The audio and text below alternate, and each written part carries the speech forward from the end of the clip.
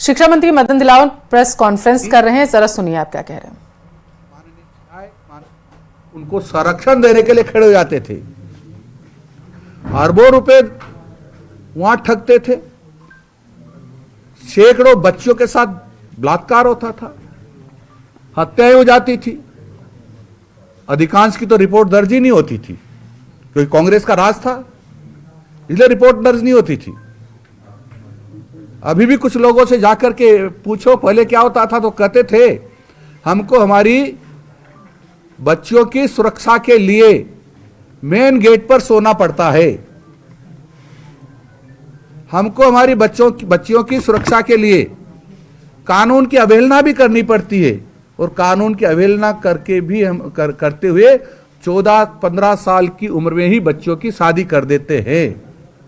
इतना क्षोभ था, लेकिन अब क्षोभ गायब हो रहा है तो इनको चिंता हो रही है कि हमारे जिनको हम संरक्षण देते थे, बलात्कारियों को, चोरों को, डकैतों को, जिसमें अधिकांश कांग्रेसी भी होते थे, अब उनको जेल में जाना पड़ रहा है। वो लूटपाट करते तो वसूली भी होती है और जेल में भी जाते हैं। और ये भारतीय जनता पार्टी की सरकार ऐसे चोर, गुंडों, बलात्कारों से जो धन की वसूली करते थे, जो बदमाशी करते थे, उनको सब उल्टा लटकाकर नाकों से उगलवा लेती है। मित्रों, आप सब लोगों को पता होगा, मैंने अभी ये चर्चा की थी पेपर लीक की, कितने लाख लोगों का भविष्य अंधकार में हुआ होगा, बहुत सारे लोगों का। और देखना बहुत जल्दी कितने लोग नौकरियों से बाहर जाने वाले हैं, जिन्होंने डमी बिठा करके नौकरी प्राप्त की थी, जिन्होंने नकल करके की थी। और एसओजी ने सारा दूध का दूध, पानी का पानी कर दिया। कुछ दिनों के बाद सैकड़ों की संख्या में और नौकरी से वंचित होने वाले हैं।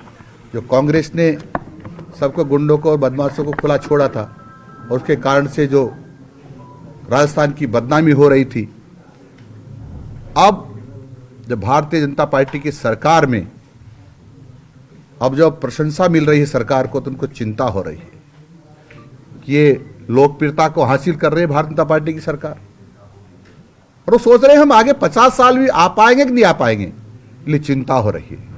और चिंता इस बात की भी है उनको, जब रोज घर जाते थे वो कांग्रेसी, तो बड़ी नोटों के थैले ले जाते थे, और उनके घर वाले झगड़ा करते, पत्नी झगड़ा करती है, बोलो पहले पैसे नोट आते थे वो कहां है, अब भी तो लाओ।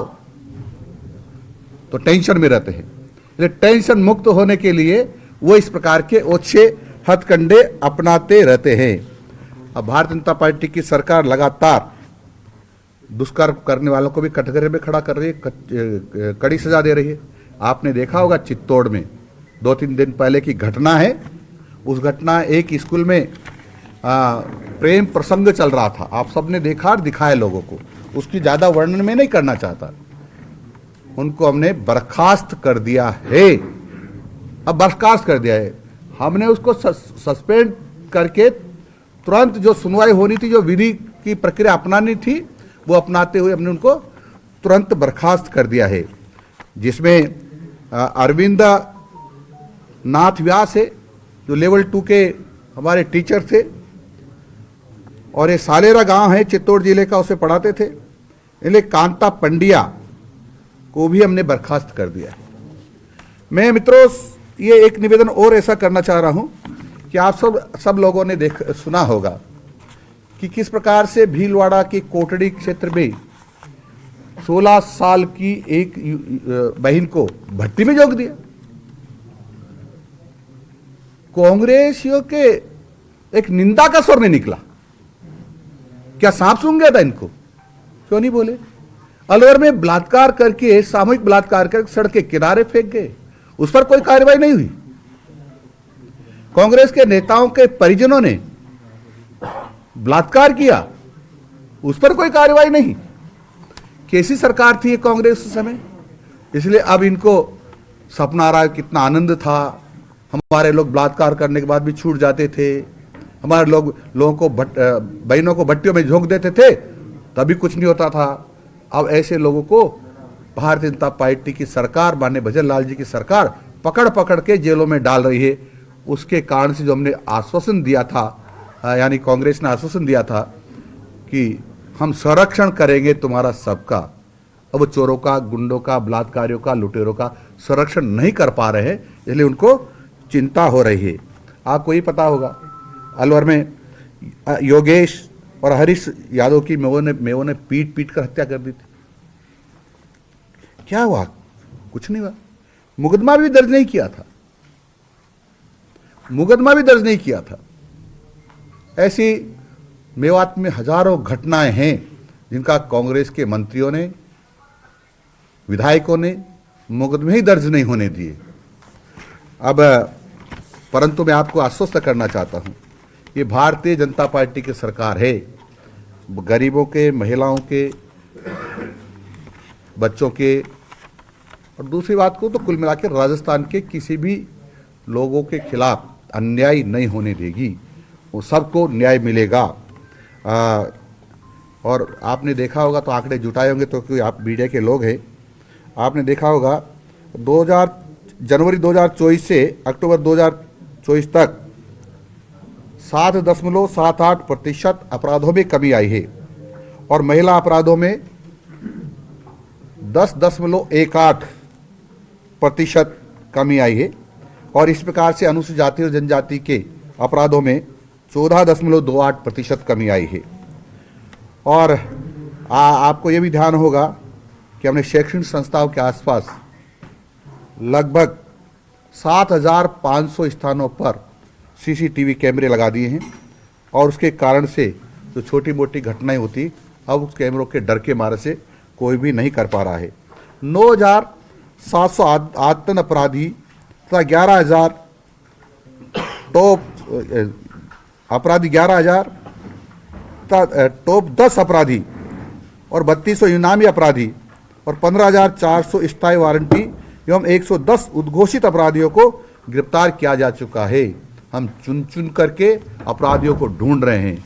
राजस्थान की धरती पर कोई अपराधी स्वतंत्र नहीं रह पाएगा, कहीं न कहीं बंधन में कसेंगे उनको ताकि आगे अपराध नहीं कर पाए।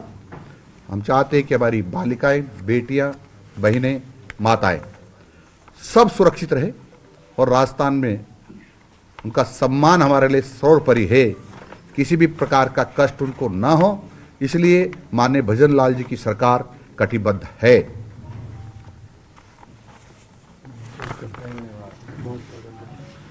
नमस्कार जी।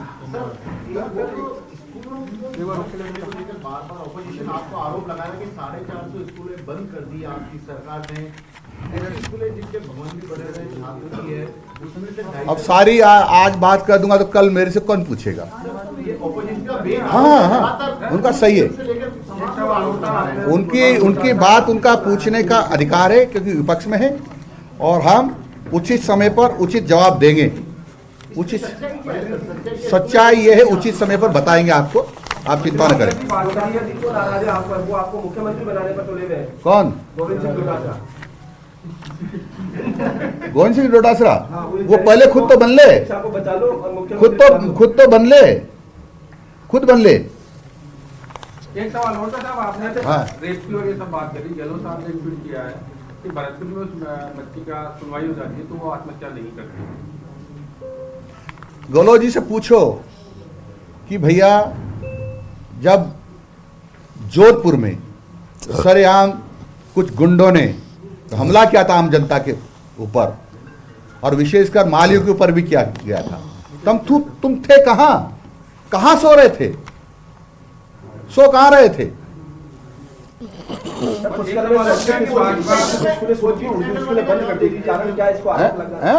उस अजमेर में उर्दू स्कूलें बंद कर दी आपने और संस्कृत स्कूलें चालू कर दी उनकी जगह कि संस्कृत पढ़ो। हम बताएंगे, उचित समय पर उचित जवाब देंगे। खबरों में आगे बढ़ेंगे। अजमेर में पुलिस के गश्ती दल की मुस्तैदी से एक दुकान में चोरी की बड़ी वारदात टल चुकी है, बल्कि चोर गैंग को पकड़ने में कामयाबी भी मिल गई है। खास बात यह रही है कि वारदात सीसीटीवी में कैद है। पुलिस ने चोरों को दबोच लिया है, जबकि गैंग के बाकी चोरों की तलाश की जा रही है।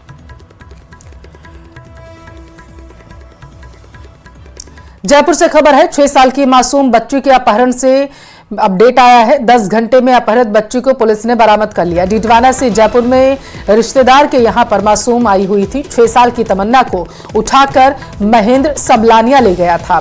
घर के बाहर खेल रही तमन्ना को गायब देखकर परिजनों में हड़कंप मच गया। पुलिस ने लगभग 150 सीसीटीवी खंगाले, तब जाकर के पर्दाफाश हुआ। विधायकपुरी एसएचओ पूनम चौधरी और डीएसटी को कामयाबी यहां पर बड़ी मिल चुकी है।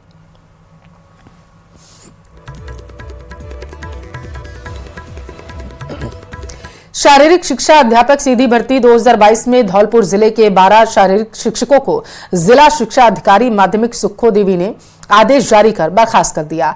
यह शिक्षक फर्जी दस्तावेजों से पिछले 16 महीने से जिले के सरकारी स्कूलों में नौकरी कर रहा था।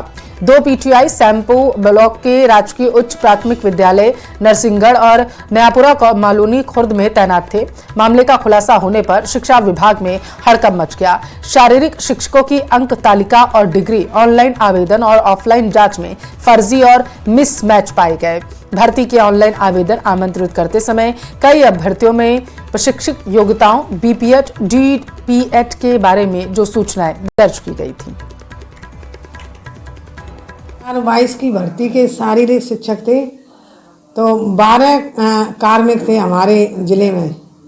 तो चयन बोर्ड के द्वारा और एसओजी के द्वारा इनकी जांच कराई थी। तो हमारे पास डायरेक्टर साहब के यहाँ से नोटिस आया था कि इनका 7 दिवस में सेवा निरस्त कर आदेश हमारे पास भेजे जाएं। इतनी हमारे पास सूचना थी और हमने आदेश प्रसारित कर दिए, वहाँ भेज दिए गए। श्रीगंगानगर पुलिस ने सूरतगढ़ में एक छात्र को नकली नोट के साथ गिरफ्तार किया, जिसके बाद उससे पूछताछ की जा रही है। दरअसल पुलिस ने सूचना पर कार्रवाई करते हुए सूरतगढ़ में युवक को 38,000 रुपए की नकली करेंसी सहित दबोच लिया। युवक का नाम राहुल है, जो श्रीगंगानगर जिले के मानकसर गांव का रहने वाला है। पूछताछ में यह सामने आया कि युवक अपने परिवार की आर्थिक स्थिति को देखते हुए महंगे शौकों की पूर्ति के लिए नकली नोट चलाने के नेटवर्क से जुड़ा हुआ था। वह खुद को प्रतियोगी परीक्षा की तैयारी करने वाला छात्र बताता है। स्नातक की डिग्री प्राप्त है। पुलिस सब उससे पूछताछ कर रही है ताकि नकली नोट चलाने वाले अन्य लोगों तक पहुंचा जा सके। श्री गंगानगर पुलिस ने सूरतगढ़ में प्रतियोगी परीक्षा की तैयारी कर रहे एक छात्र को 38,000 रुपए के नकली करेंसी सहित गिरफ्तार किया है। दरअसल श्री गंगानगर की सूरतगढ़ सिटी थाना पुलिस को जरिए मुखबिर सूचना मिली थी कि भोजेवाला रोड पर एक युवक खड़ा हुआ है, जिसकी तलाशी लिए जाने पर युवक के कब्जे से 200 रुपए के कुल 190 नकली नोट बरामद हुए। जांच पड़ताल में सामने आया है कि युवक का फैमिली बैकग्राउंड काफी कमजोर है। ऐसे में ब्रांडेड कपड़े और जूते पहनने के शौक को पूरा करने के लिए यह छात्र नकली नोट चलाने वाले गिरोह से जुड़ गया। श्री गंगानगर की कोतवाली थाना पुलिस में युवक के खिलाफ मामला दर्ज कर अनुसंधान शुरू कर दिया गया है, ताकि नकली नोट चलाने वाले गिरोह के अन्य सदस्यों तक भी कानूनी शिकंजा कसा जा सके। अशोक शर्मा, न्यूज़ 18 श्री गंगानगर। तो पिलानी कस्बे में एक महत्वपूर्ण घटना घटी है, जहां गौ रक्षकों ने ऊंटों की तस्करी करने वाले तस्करों को पकड़ने में कामयाबी हासिल की। तस्करों ने ऊंटों को पिकअप गाड़ी में ठूसकर उनके मुंह और पैर बांध रखे थे। गौरक्षा दल को सूचना मिली कि कुछ तस्कर ऊंटों को लेकर पिलानी लोहारू रोड से गुजरेंगे, जिसके बाद गौरक्षकों ने तस्करों की गाड़ी का पीछा किया। मोरबा गांव के पास गाड़ी को घेर लिया।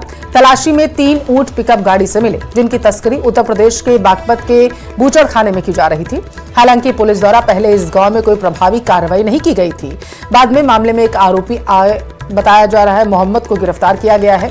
छुड़ाए गए ऊंटों को एक गौशाला में रखा गया। ऊंट तस्करी का मामला है, जो पिलानी के घुमनसर गांव के अंदर हो रहा है। और रात्रि को हमने एक पिकअप पकड़ी जो HR नंबरों की थी, और उसके अंदर एक मुस्लिम को भी पकड़ा है, जिसका नाम बताया जा रहा है आस मोहम्मद। और उस पिकअप के अंदर 3 ऊंट हमने पकड़े थे। और साथ ही हमने पुलिस को इत्तला कर दी थी कि यहाँ पर हमने इस गाड़ी को पकड़ा है। पुलिस भी मौके पर आई थी, लेकिन अभी तक पुलिस की तरफ से कोई कार्रवाई देखने को नहीं मिली है। टोंक के मंडावर में टंकी पर चढ़े ग्रामीणों को तकरीबन 13 घंटे बाद देर रात समझाइश कर नीचे उतारा गया। दिन भर प्रशासनिक अधिकारियों से वार्ता के बाद आखिर रात 12 बजे से 3 मांगों पर सहमति बनी। प्रशासन का आश्वासन मिलने के बाद सभी 6 ग्रामीण टंकी से नीचे उतरे।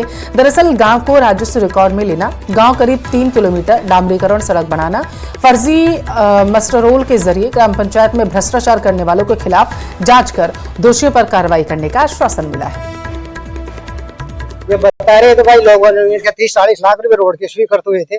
अब स्वीकृत होने के बाद के अंदर इन्होंने क्या किया क्या नहीं किया, रोड के ऊपर प्रेजेंट में कोई काम नहीं हुआ और वो पैसा कहाँ गया कहाँ नहीं गया इसका कोई पता नहीं है और इसकी जांच चल रही है, लेकिन वो ठंडी बस्ती में चल रही है। 12 महीने 1.5-2 साल हो गए, आगे के लिए इसमें कोई कदम नहीं उठाया गया प्रशासन की तरफ। प्रशासन का अड़ियल रवैया रहा कि जो दोषी जिन्होंने गमन किया पैसों का, वो उस ग्राम विकास अधिकारी को बचाने में लगे हुए हैं।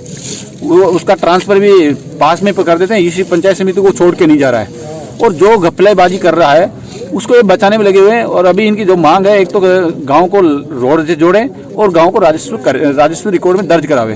लोगों की डिमांड है कि हम फिर से इसको जांच की जाए, मौके पे जाया जाए। तो अभी नगर परिषद एक्शन आ रहे हैं, मैं हूँ, इसलार जी हैं, तो हम सब लोग उसको मौके पे जाकर देख के आएंगे। तो ऐसी अनियमितता है तो फिर से उसकी रिपोर्ट देंगे। प्रयास करें लोगों को समझाइश की कि वो नीचे आए, तो ये समाधान बातचीत से निकलेगा। धौलपुर के राजाखेड़ा इलाके में बजरी माफिया ने पुलिस टीम पर हमला कर दिया, जिसमें कांस्टेबल राम सहाय जख्मी हो गए हैं। उनके कंधे में गोली लगी है। सूचना मिलते ही मौके पर एसपी सुमित मेहड़ा के नेतृत्व में पुलिस की 13 टीम पहुंच चुकी है। इस दौरान माफिया ने एक बार फिर से फायरिंग कर दी है।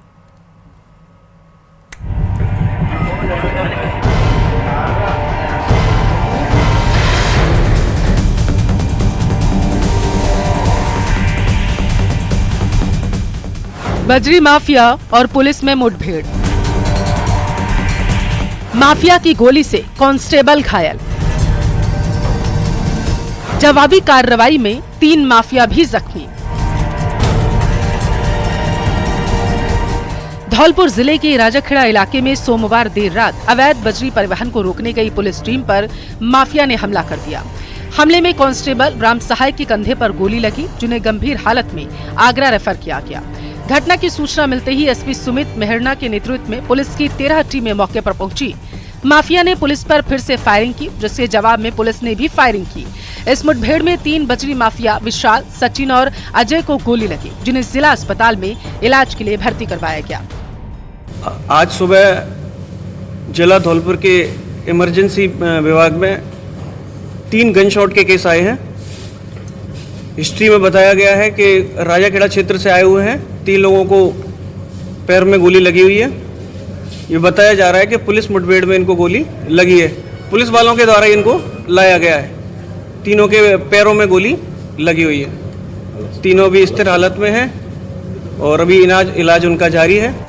जानकारी के अनुसार राजाखेड़ा थाना पुलिस बजरी से भरे एक ट्रैक्टर ट्रॉली का पीछा कर रही थी। इसी दौरान रेकी कर रहे बाइक सवार माफिया ने पुलिस की गाड़ी पर फायरिंग कर दी। एक गोली पुलिस वाहन का शीशा तोड़ते हुए कांस्टेबल राम सहाय के कंधे में जा लगी। मल्टीपल टीम्स का गठन किया गया, वह यूपी पुलिस से भी समन्वय स्थापित किया गया। साथ ही साथ जितने भी रेता माफिया और जो इस घटना में लिप्त लोगों के घरों पे ठिकानों पे दबिश दी गई। इसी संदर्भ में एक मुठभेड़ हुई, जिसमें 3 जो अक्यूज थे उनके गोली लगी और उनको गिरफ्तार किया गया। साथ ही साथ घटना में प्रयोग हथियार, 2 बाइक व ट्रैक्टर भी जब्त किया गया है। कांस्टेबल राम साहब बिल्कुल सेफ है। वह जो भी इस तरह से पुलिस पे या ऑन ड्यूटी ऑफिशियल्स पे हमला करेगा, उस पे पुलिस हमेशा सख्ताई से कार्रवाई करेगी। पुलिस ने इस कार्रवाई के दौरान बजरी से भरे ट्रैक्टर को एस्कॉर्ट कर रही 2 मोटरसाइकिलों को भी जब्त किया। घायल कांस्टेबल का इलाज आगरा में चल रहा है, जबकि घायल माफियाओं को धौलपुर जिला अस्पताल में भर्ती करवाया गया।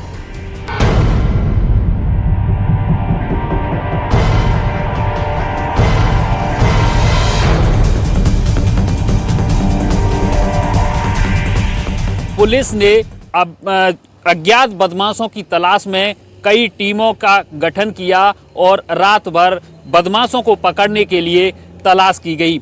उस दौरान बदमाश और पुलिस के बीच मुठभेड़ हुई। मुठभेड़ में पुलिस की गोली बदमाशों के पैर में लगी है, जिसमें 3 बदमाशों के पैर में गोली लगी है। गोली लगने के बाद पुलिस उनको जिला अस्पताल लेकर आई है, जहां उनका उपचार चल रहा है। हरबीर शर्मा, न्यूज़ 18, धौलपुर। झुंझुनू के खेतड़ी को जिला बनाने की मांग को लेकर आंदोलनरत खेतड़ी जिला संघर्ष समिति के धरने प्रदर्शन लगातार जारी। इसी क्रम में गत दिनों नीमका थाना को फिर से जिला बनाने की मांग को लेकर नीमका थाना में हुई सभा में शामिल हुए खेतड़ी के पूर्व विधायक दाताराम गुर्जर और पूर्व विधायक पूर्णमल सैनी का विरोध शुरू हो चुका है।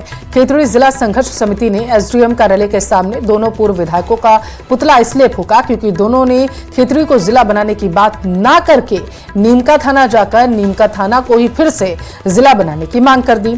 दोनों पूर्व विधायकों का पुतला फूकने के बाद संघर्ष समिति के सदस्यों ने तहसीलदार सुनील कुमार को खेतड़ी को जिला बनाने की मांग को लेकर ज्ञापन दिया।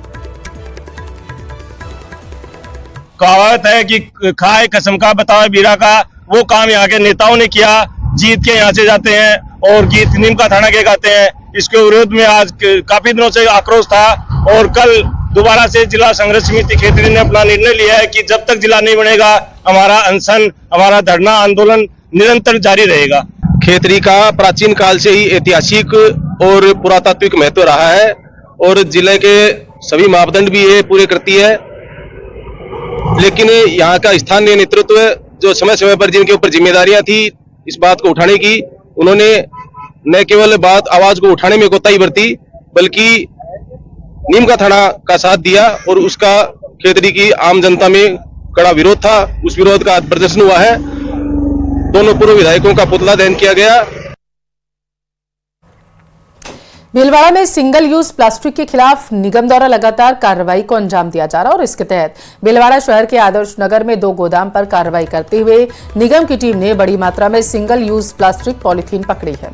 निगम की टीम ने तकरीबन 50 क्विंटल पॉलीथीन जब्त की। निगम कमिश्नर ने आमजन से अपील की कि भीलवाड़ा को पॉलीथीन मुक्त बनाने के लिए निगम के इस अभियान का सहयोग करें और पॉलीथीन का इस्तेमाल करना बंद करें।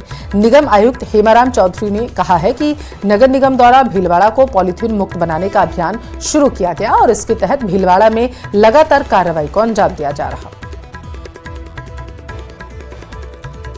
भीलवाड़ा ने लक्ष्य किया है कि भीलवाड़ा को पॉलीथीन मुक्त किया जाए और इस अभियान की शुरुआत में जैसा कि कई बार शिकायत रहती कि छोटे छोटे फुटकर विक्रेताओं की पॉलीथीन पकड़ ली और थोक विक्रेताओं को छोड़ दिया, तो इसलिए हमने ये तय किया था कि पहले जो भी शहर में थोक विक्रेता है जिनके गोडाउन है, रात को गाड़ियां आती है फिर रात को सप्लाई कर देते हैं, तो ऐसे गोडाउन की पहचान की गई। कुछ हमारे खुफिया तंत्र भी इन जगहों की पहचान करके और आज शायद सबसे बड़ी कार्रवाई 50 क्विंटल पॉलीथीन आज जब्त की गई है।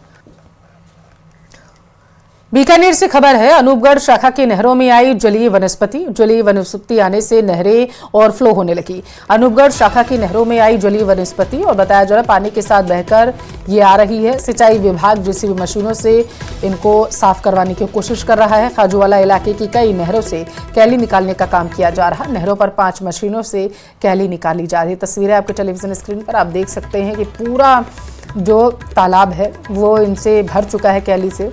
हालांकि जेसीबी की मदद से इसे निकालने का काम किया जा रहा है। तो बड़ी खबर बीकानेर से।